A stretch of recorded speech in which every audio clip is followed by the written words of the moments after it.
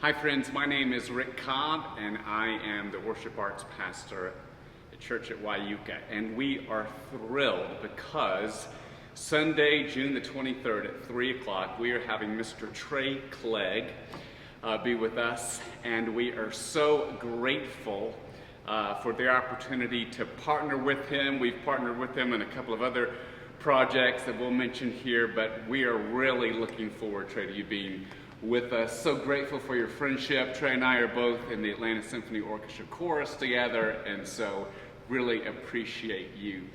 So I have a question that I love to ask all of my friends that are musicians.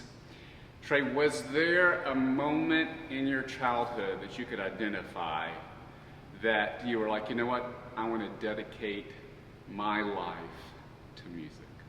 Absolutely. I'm glad you asked. February 25th, 1979, First Baptist Church, McKaysville, Copper Hill in Fannin County, Georgia. Love it. My dad is a Baptist minister and at Southern Baptist at that time, and I was 8 years old.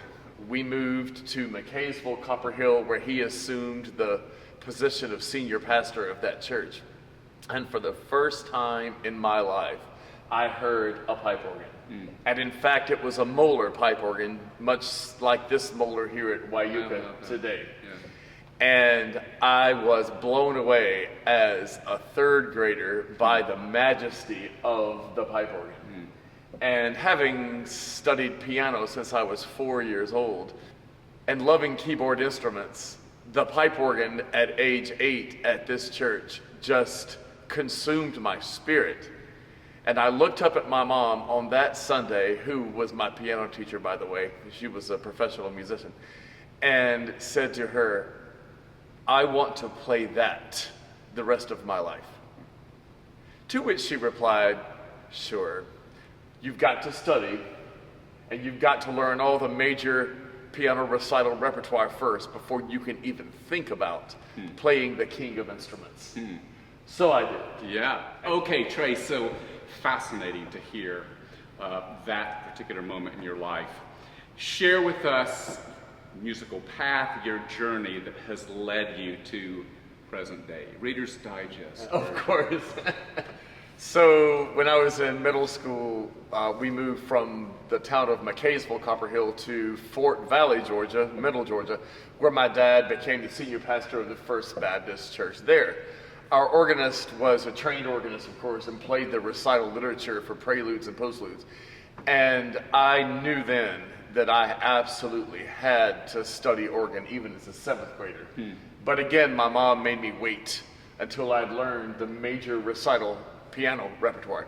So finally, in 10th grade, I got to start taking organ lessons from the gentleman who was then the organ professor at Wesleyan University in Macon.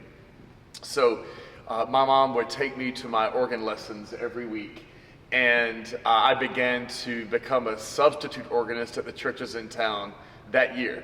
So I had church organist experience by 3 years before I started to college as an organ performance major at the Southwest Baptist University in Bolivar, Missouri.